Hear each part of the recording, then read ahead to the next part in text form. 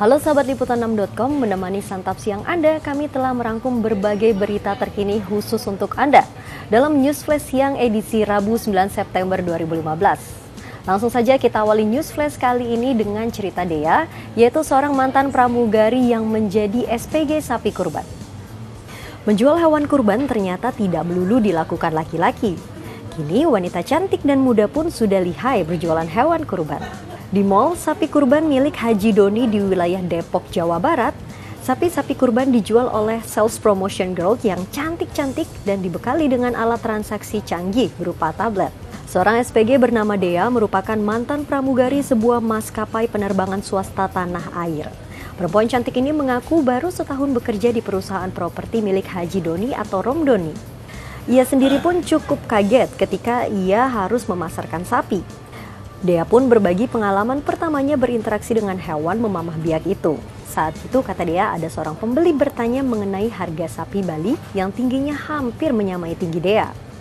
Demi meyakinkan pembeli, dia pun menjelaskan dengan berdiri dekat sapi tersebut lalu mengelus wajah sapi itu.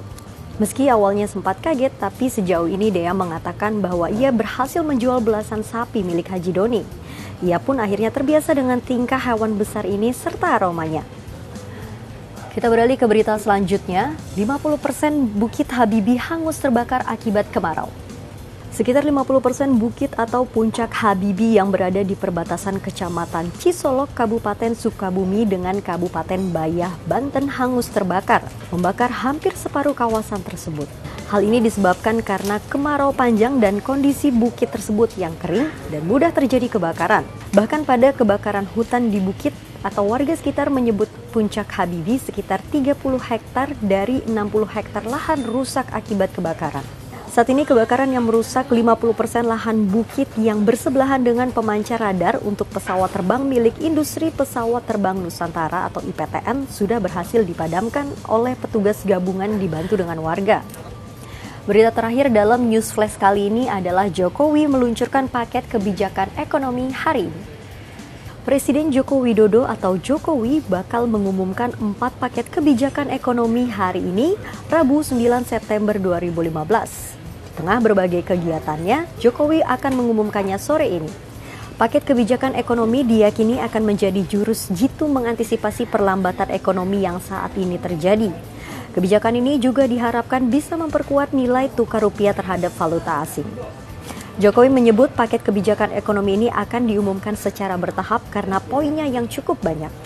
Tema besarnya adalah mereka akan membuka ruang untuk mendukung perkembangan industri. Juga akan ada kebijakan baru di bidang perumahan, pertambangan, dan energi, pertanian, dan sebagainya. Ya, sahabat Liputan6.com, informasi tadi sekaligus mengakhiri jumpa kita dalam News Flash edisi Rabu 9 September 2015.